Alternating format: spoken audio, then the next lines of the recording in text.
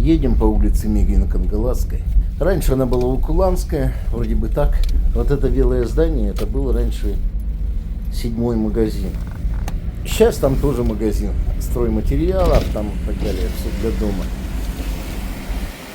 Деревянные дома стоят в том же девственном состоянии, нетронутом пока, хоть они и в состоянии целомудрия, но аварийные их переселять тоже будут. Это опять магазины. У нас на одного алданца приходится 3,5 магазина. Ладно, я шучу. 4 магазина на одну душу населения, включая новорожденных. А это уже переулок Шахтерский. Тоже магазин, 1000 мелочей. А это кафешка «Дядя Дёнер» с 2 буквами «ё». В русском языке, правда, нету такого слова с 2 буквами «ё», но у нас в Алдане есть.